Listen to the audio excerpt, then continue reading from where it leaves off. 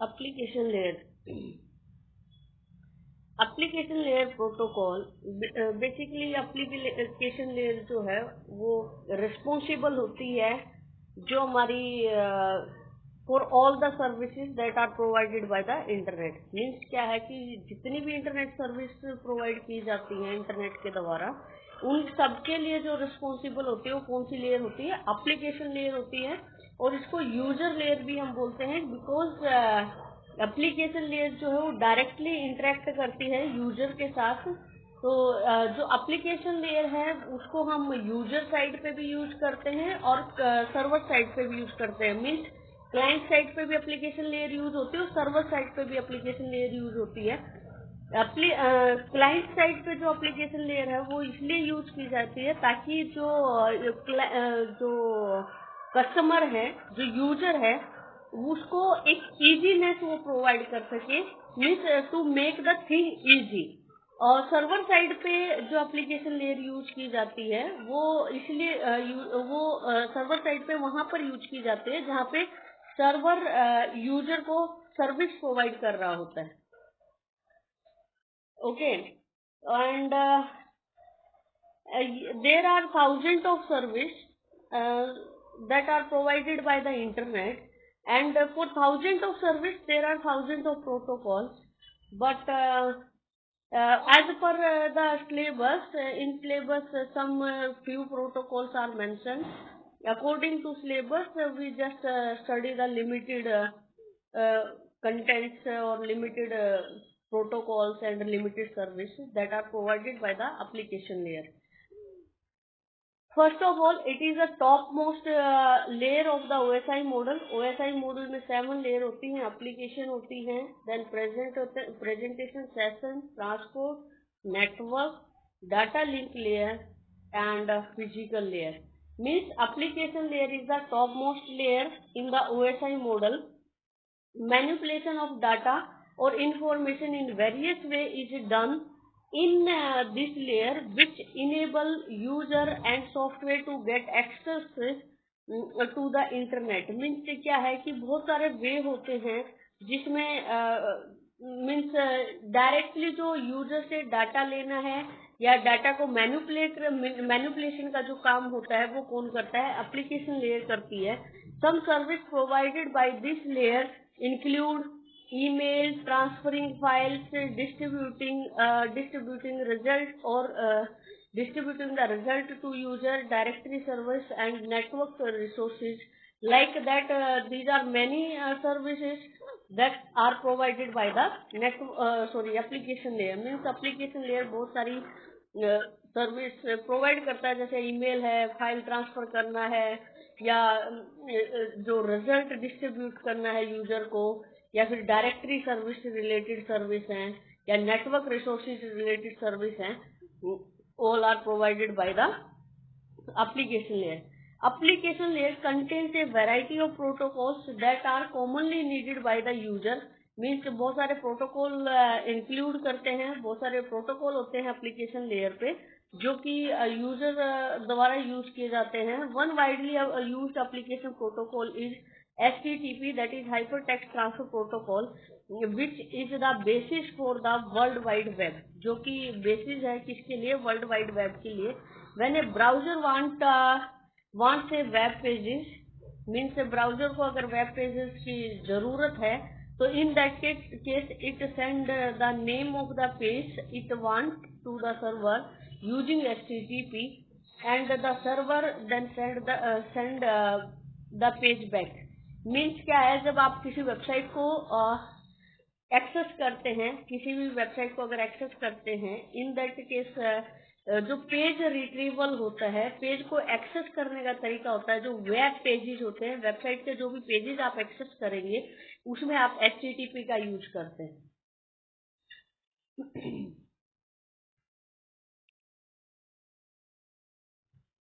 Some important and some commonly, or you can say that the most repeatedly used or most frequently used application layer protocol are file transfer protocol FTP, and trivial file transfer protocol TFTP, simple mail transfer protocol Telnet, domain name domain name system that is DNS, अगर आपको कोई website बनानी है, ठीक है, आप अगर अपनी वेबसाइट बना रहे हैं तो इन दैट केस आपको इन सब प्रोटोकॉल की जरूरत पड़ेगी। जैसे कि आपका फाइल ट्रांसफर प्रोटोकॉल है। फाइल ट्रांसफर प्रोटोकॉल की कब जरूरत पड़ती है? जब आप फाइल को अपने लोकल होस्ट से रिमोट लोकेशन पे ट्रांसफर करते हैं। मीन्स आपके अपने कंप्यूटर में फाइल है, आप अपने कंप्यूटर से उसको ऑनलाइन मोड में जब उसको लाइव करते हैं तो आपको एफटीपी की जरूरत पड़ती है। इसमें आप डिफरेंट सॉफ्टवेयर का यूज करते हैं। एफटीपी में 2 पोर्ट होते हैं, पोर्ट नंबर 20 एंड 21। 21 जो होता है वो कनेक्शन के लिए होता है और 20 जो होता है वो फाइल ट्रांसफर यानी कि डाटा ट्रांसफर के लिए यूज होता है।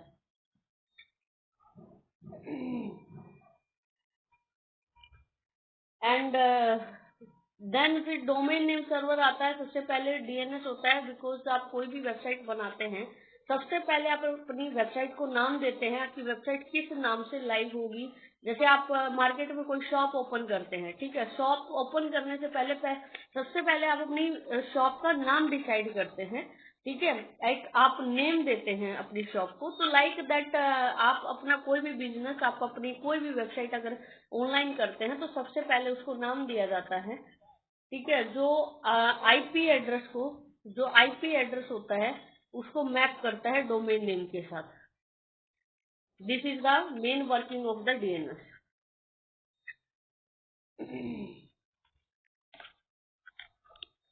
एसएमटीपी जो है ये ईमेल रिलेटेड प्रोटोकॉल है and HTTP I already discussed. Okay, one more thing, that is POP, post office protocol. Post office protocol is used for retrieving the email. SMTP used for sending the email and post office protocol used for retrieving the email. Let's see what are the functionality that are provided by the application layer. Functionality, main functionality is mail service. This layer provides the basis for email forwarding and storage. Means email जब आपको email store करनी है या email को forward करना है तो mail services आप एप्लीकेशन लेयर के द्वारा प्रोवाइड की जाती है।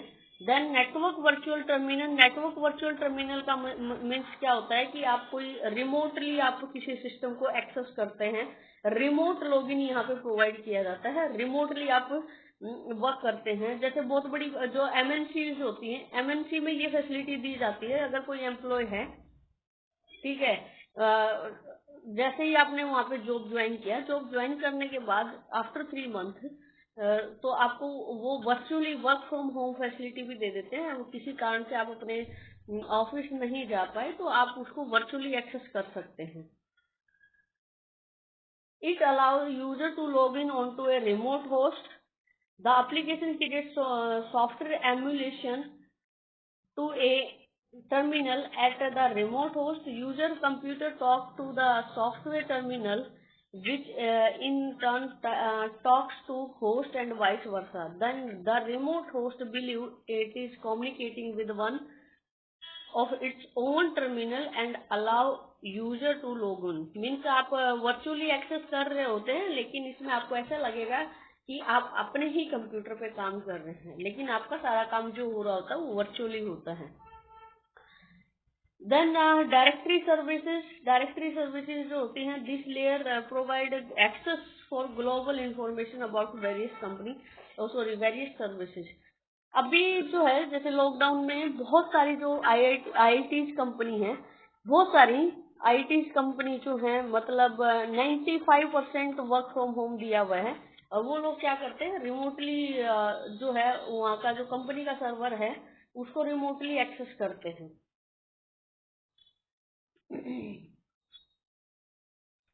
डायरेक्टरी सर्विस मीन्स क्या है कि यहाँ पे ग्लोबल इंफॉर्मेशन प्रोवाइड की जाती है, बहुत सारी लेयर, बहुत सारी सर्विसेज के बारे में। File transfer access and management protocol FATM service होती है। FTAM means file transfer access and management. किस तरीके से आप फाइल ट्रांसफर करेंगे, किस तरीके से आप फाइल का एक्सेस करेंगे और किस तरीके से आप फाइल का मैनेजमेंट करेंगे, ये सब फंक्शनैलिटी जो है एप्लीकेशन लेयर के द्वारा प्रोवाइड की जाती है। Means it is a standard mechanism to access file and manage it. User can access file in a remote computer and manage it. They can also retrieve file from the remote computer. Means जो आप अपने computer पे कर सकते हैं वही सारा काम आप सभी का सभी टास्क जो है सब काम आप रिमोटली भी कर सकते हैं। मीन्स रिमोटली आपने किसी कंप्यूटर को एक्सेस किया है या रिमोटली अपने सर्वर को एक्सेस किया हुआ है, जो आप अपने कंप्यूटर से कर रहे थे वहां फिजिकली प्रेजेंट होकर कर रहे थे वो आप रिमोटली भी कर सकते हैं, वो सब काम हो सकता है। जैसे कि मैंने बताया था कि जो एप्लीकेशन लेयर है वो डाटा लेती है यूजर से और डाटा देती है किसको, प्रेजेंटेशन लेयर को। बीच में क्या होता है, एप्लीकेशन लेयर होती है। मीन्स यूजर से डाटा लेकर के application layer application layer user से डाटा लेकर के प्रेजेंटेशन लेयर को ट्रांसफर कर देती है। और ये सेंडर साइड है यानी कि क्लाइंट साइड जो है, और ये रिसीवर साइड है। अगर किसी ने OSI मॉडल वाली वीडियो नहीं देखी है तो प्लीज जाकर के देख लेना। ये ऐसे जाता है फिजिकल लेयर के थ्रू रिसीवर साइड पे। ये प्रेजेंटेशन लेयर जो है अपना टास्क परफॉर्म करके एप्लीकेशन लेयर को डाटा ट्रांसमिट कर देती है और अगेन एप्लीकेशन लेयर यूजर को दे देती है। लाइक दैट इस तरीके से काम होता है। कुछ डिजाइन इश्यू आते हैं एप्लीकेशन लेयर के साथ। कुछ कॉमनली रीअकरिंग प्रॉब्लम है जो बार बार होती हैं कि भी हमें फेस करनी पड़ती हैं। Recurring problem that occur in the design and implementation of application layer protocol and can be addressed by patterns from several different pattern language. जैसे कि pattern language for application level communication protocol, service design patterns, patterns of enterprise application architecture, pattern oriented software architecture.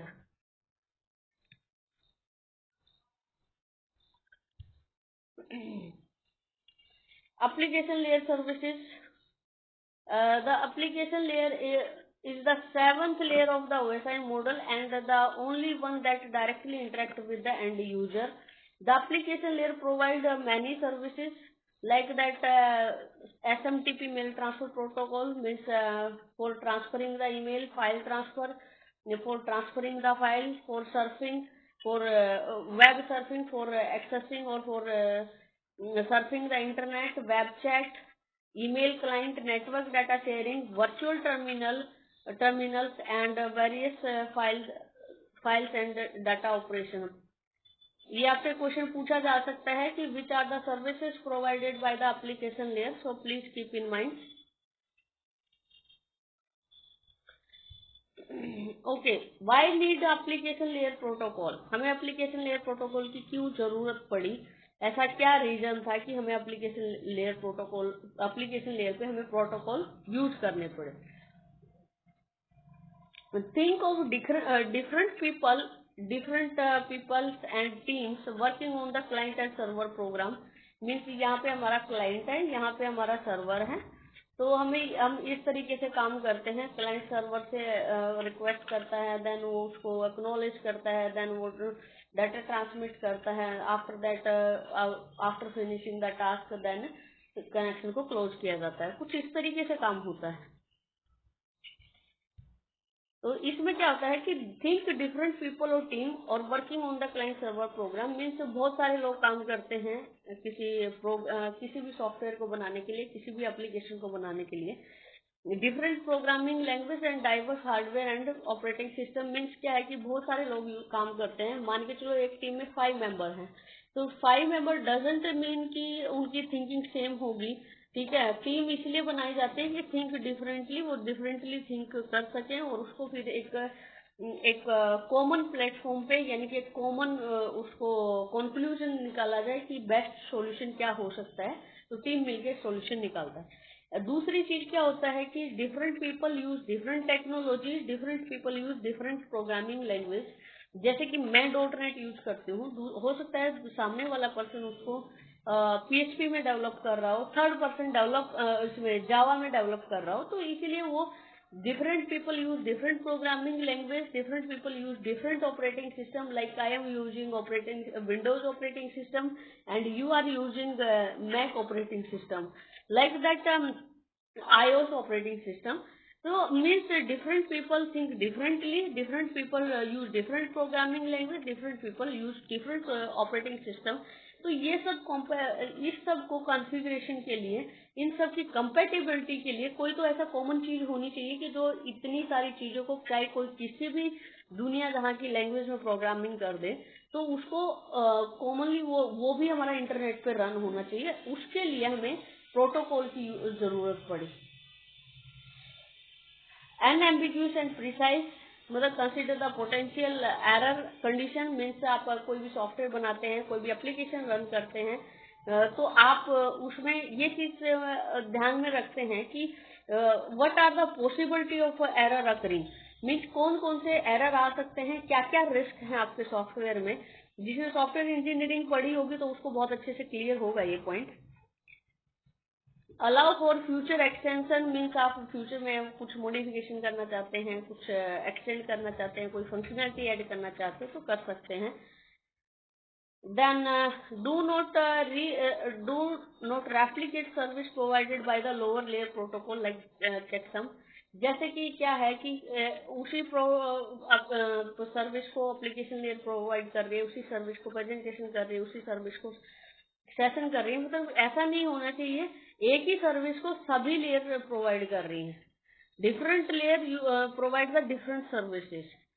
ठीक है, मैंने last video में OSI model वाले में बताया भी था कि हमें क्यों जरूरत पड़ी ओएसआई मॉडल की. बेसिकली इससे पहले करीब 70 फंक्शनैलिटीज हैं जो मैंडेटरी होती है हमें इम्प्लीमेंट करना, लेकिन अगर हम उसको एक ही सॉफ्टवेयर को दे देंगे तो उसमें प्रॉब्लम आ जाती है. एक ही सॉफ्टवेयर उसको बग फाइंड करना, वो वर्कलोड हैंडल नहीं कर पाता है. ठीक है, कुछ कुछ उसमें प्रॉब्लम आती रहेंगी. रिपोर्ट में एरर अकर होने के या एरर इंट्रोड्यूस होने के ज्यादा चांसेस रहते हैं.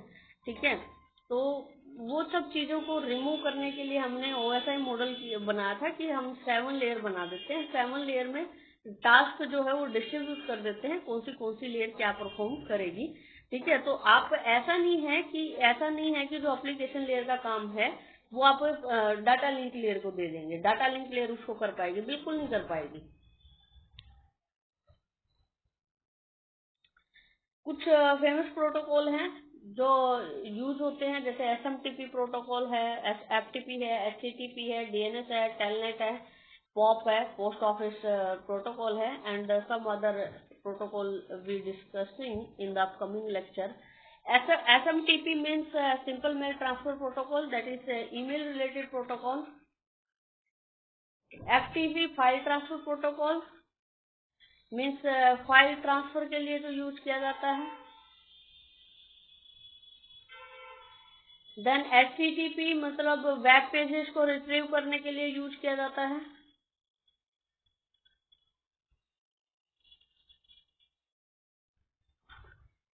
डीएनएस जो होता है आप अपनी वेबसाइट की नेमिंग के लिए यूज करते हैं.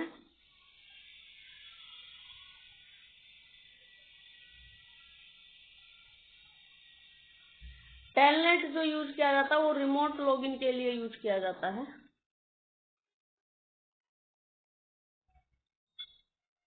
पोस्ट ऑफिस जो होता है ईमेल रिट्रीवल के लिए यूज किया जाता है. रिट्रीवल कह लो, रीडिंग कह लो. ठीक है, तो different protocol provide different services. One by one अब हम इनको डिटेल में स्टडी करेंगे. जैसे अभी हम डीएनएस स्टडी करने जा रहे हैं. डीएनएस क्या है? डीएनएस में बेसिकली हमें क्या जरूरत पड़ी कि जब जैसे कि क्या होता है कि हर होस्ट को हम आइडेंटिफाई करते हैं आईपी एड्रेस से. ठीक है, लेकिन आईपी एड्रेस को याद रखना, क्योंकि वो एक न्यूमेरिकल वैल्यू होती है, न्यूमेरिकल वैल्यू को याद रखना that is most difficult task. कितनी न्यूमेरिक वैल्यू आप याद रख सकते हैं? जैसे कि आईपी एड्रेस 32 बिट का होता है. 32 बिट में 4 ऑक्टेट होते हैं. आप कितनी न्यूमेरिक वैल्यू याद रख लेंगे?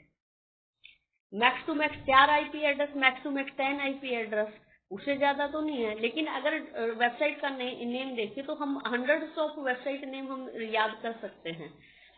तो थोड़ा सा इसीलिए हमें डीएनएस की जरूरत पड़ी कि जो आईपी एड्रेस है उसको रिमेम्बरिंग में जो ह्यूमन माइंड है वो इस तरीके से कॉन्फ़िगर नहीं होता है कि वो ज्यादा न्यूमेरिक वैल्यू याद रख सके।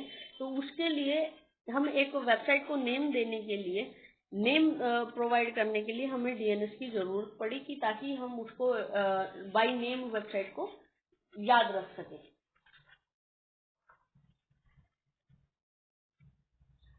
अब हम ये तो नहीं बोल सकते हैं कि जाके आपको कोई एक वेबसाइट सर्च कीजिए, ओके मेरी वेबसाइट का नाम है 132.168.5.7, मैंने आपको बोला ये मेरी वेबसाइट का नाम है, जाकर के ये मेरी वेबसाइट है, इस पे जाकर के आप सर्च कर सकते हैं। कौन कितने टेक्निकल बंदा समझ सकता है कि हाँ ये वेबसाइट का, ये एक वेबसाइट है, इस आईपी एड्रेस पे वेबसाइट है, आप इसको जाकर के ऐसे लॉगिन कर सकते हैं।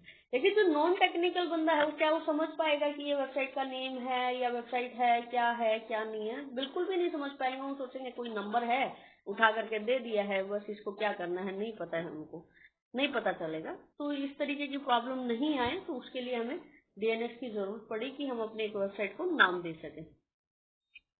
ओके, अब डीएनएस की जो मेन एडवांटेज क्या है कि आप इसको डोमेन नेम से इजी रिमेम्बर कर सकते हैं, मतलब जल्दी याद जल्दी हो जाता है, याद रह जाता है। एंड दूसरी चीज क्या होता है, जो आईपी एड्रेस होता है आपका, आईपी एड्रेस कंटिन्यूसली मतलब कीप ऑन चेंजिंग होता है, कि वो चेंज होता रहता है, स्टैटिक नहीं होता है, because you are using the public IP. And one more thing, जो डीएनएस है वो किस लिए बनाया गया, क्यों उसको किया गया, just for human remembering purpose, means कि लोगों को याद रहे, उसके लिए हमने डोमेन नेम का यूज किया। अदरवाइज अगर हम लेयर के साथ हम काम करेंगे, जो भी चाहे हम प्रेजेंटेशन है, सेशन है, कोई भी लेयर, हम ओएसआई मॉडल की कोई भी लेयर अगर हम उठाते हैं, लेयर के साथ अगर हम काम करेंगे तो हमें डोमेन नेम को आईपी के साथ कॉन्फ़िगर करना पड़ता है, मीन्स आईपी के साथ हमें मैप करना पड़ता है। अगर हम लेयर के साथ काम करते हैं तो वहाँ पे लेयर डोमेन नेम नहीं समझते हैं, वो आईपी एड्रेस को ही समझते हैं। तो लेयर इन दैट केस हमें डीएनएस प्रोटोकॉल की जरूरत पड़ती है कि वो उसको डोमेन नेम को आईपी एड्रेस के साथ कॉन्फ़िगर कर सके, मतलब उसको मैप कर सके।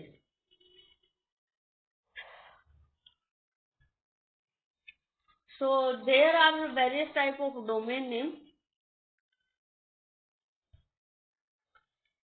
Generic domain name, country domain name and inverse domain name. मतलब जेनरिक डोमेन नेम मीन्स क्या है कि .com है, .mil है, .org है, एंड .net है, एक्सेट्रा। जो .com है वो कमर्शियल पर्पज के लिए है, .mil जो आपकी मिलिट्री है, army, navy, air force like that, वो यूज करते हैं। .org जो है वो नॉन प्रॉफिट ऑर्गेनाइजेशन यूज करती है।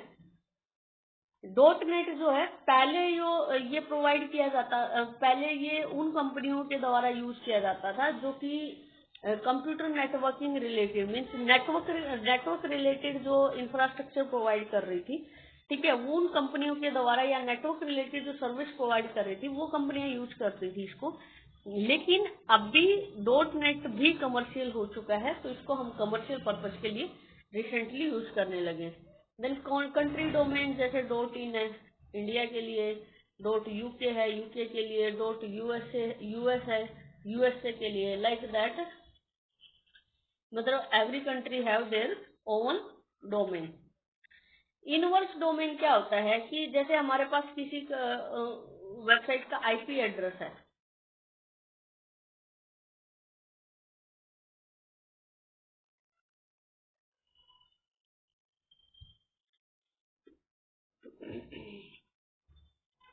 जैसे हमारे पास क्या है, किसी वेबसाइट का आईपी एड्रेस है, हमें डोमेन नेम नहीं पता है, हमें डोमेन नेम सर्च करना है, तो हम उल्टा चलते हैं, means IP to domain name जाते हैं,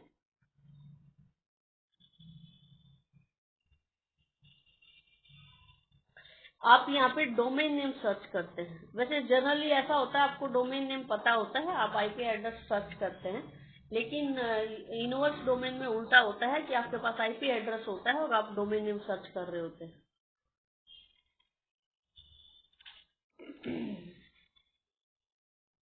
नेक्स्ट हम डिस्कस करेंगे डीएनएस रिकॉर्ड। डीएनएस रिकॉर्ड क्या होता है, और उसके आगे डिस्कस करेंगे जो डीएनएस हायरार्की है वो डिस्कस करेंगे। डीएनएस कैसे डिस्कस करेंगे, the way of DNS contact to root server. दो तरीके से कॉन्टेक्ट करता है, इटरेटिव एंड रिकर्सिव। तो कैसे इटरेटिव काम करता है, कैसे रिकर्सिव काम करता है, वो हम डिस्कस करेंगे। देन डीएनएस मैसेज का फॉर्मेट क्या होता है वो हम डिस्कस करेंगे, डिटेल में स्टडी करेंगे। अगर किसी को डीएनएस रिकॉर्ड डिटेल में स्टडी करना है तो वो इस लिंक पर जाकर के स्टडी कर सकता है।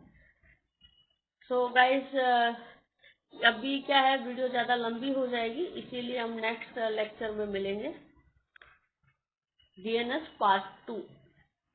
Thank you so much guys.